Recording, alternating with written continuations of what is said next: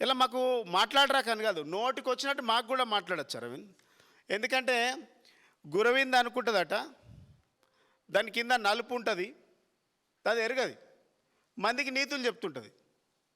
ఇలా నీతులు చెప్తున్నావు, నీ చరిత్ర ఎవడు తెలియదా? నీ చరిత్ర ఎవడు తెలియదు? అయ్యను కూడా అవమానించినటువంటి చరిత్ర నీది. తండ్రి అంటే ఎవ్వరికైనా సంస్కారం ఉంటుంది, బాధ్యత ఉంటుంది, ప్రేమ ఉంటుంది.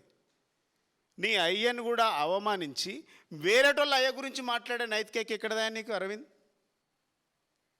ఈ ఎవడు మాట్లాడతాడంటే విలువలు లేనోడు, సమాజంలో సభ్యత లేనోడు, సంస్కారం లేనోడే ఇంకోళ్ళ అయ్య గురించి మాట్లాడతాడు.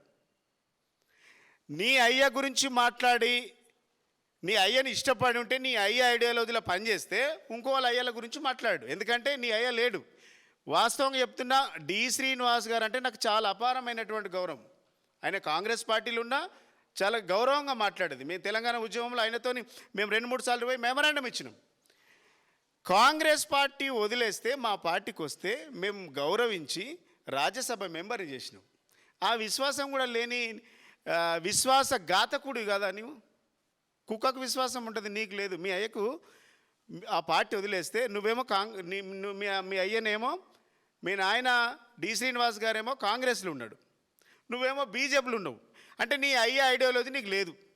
అంటే నీకు లేదు అంటే నీకు సంస్కారం లేదు.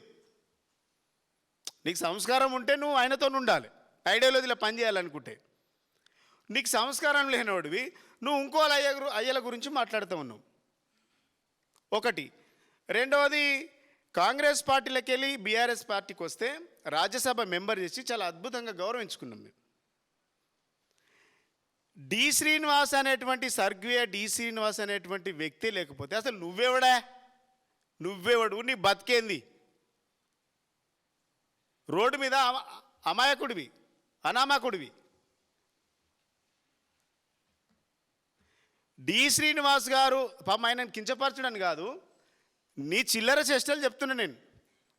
నువ్వు ప్రెస్ వాళ్ళ మీద మాట్లాడినటువంటి మాటలు, మా నాయకుడు కేటీఆర్ గారి మీద, హరీష్ రావు గారి మీద మాట్లాడినటువంటి మాటలకు నేను వివరణిస్తున్నా. ఎందుకంటే చిల్లర మాటలు బంద్ చేసుకో. పార్లమెంటు మెంబర్కి చిల్లరగలం పంపద్దు అంటున్నా నేను.